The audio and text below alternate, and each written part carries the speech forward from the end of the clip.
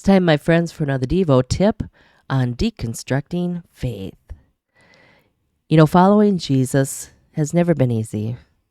I'm sure we will all have some questions we'll want to ask Jesus when we see him face to face. And yet, for a growing number of young Christians, deconstruction has become vogue, especially on social media. By deconstruction, they basically mean the process of critically re-examining one's beliefs to discover a more authentic faith. This process is nothing new. Scripture actually calls deconstruction doubt. So how does Jesus respond to doubters? Well, there's a few doubters in Scripture, but let's just look at a couple of them. Peter was repeatedly prone to doubt. When he was literally sinking in doubt in the Sea of Galilee, Jesus actually reached out his hand and caught him in his doubt. And then, of course, there's doubting Thomas. Poor guy. He's known as a doubter. Did Jesus rebuke him? No. Jesus asked Thomas to come close and touch him. When you look at the most common reasons people give for deconstructing their faith, it's very telling. What do you notice here? They're experiencing some kind of personal trauma.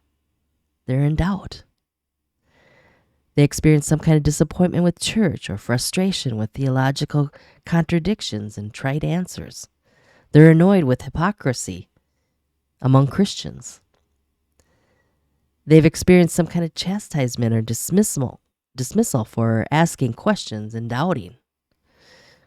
Or they're just experiencing church burnout. This is especially true among some pastors who are deconstructing their faith. So when you look at this list, I think it's very telling. Some are having a crisis of faith. Some are hurt or disillusioned. Some are crying out for a safe place to wrestle and reflect. Some are simply drained. How can we help them? I think a good place to start is to buy them coffee and talk with them about their concept of faith. For many Christians, faith is primarily a supra-rational feeling. Of course, emotions are valid cries of the soul. But when faith is driven by emotions, it is vulnerable to every change in circumstance. Living in a broken world requires a faith that is a sure and steadfast anchor for the soul. For others, faith is primarily propositional truth. Of course, sound doctrine is essential. But when faith is mere information, it is vulnerable to being all head and no heart. Living in a broken world requires a faith that transforms from the inside out. I find it interesting that Jesus just says, have faith in God. In Mark 11:22. It seems so simple and yet so profound. Have faith in God himself. Jesus said that such faith is like building your house on the rock. When the rain falls and the floods come and the wind blows and beats on your house, it doesn't fall because it's founded on the rock. God-based faith is rock solid because it's centered on Christ, the rock of our salvation. If you're going to deconstruct your faith, I'm going to quote N.T. Wright here.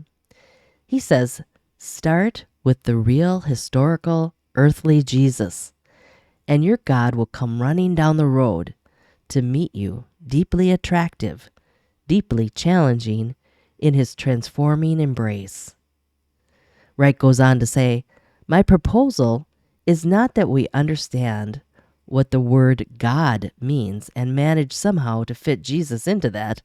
Instead, I suggest that we think historically about a young Jew possessed of a desperately risky, indeed apparently crazy vocation. riding into Jerusalem in tears, denouncing the temple, and dying on a Roman cross, and that we somehow allow our meaning for the word God to be recentered around that point. Always remember, Jesus is the founder and perfecter of our faith, and he isn't done building his church.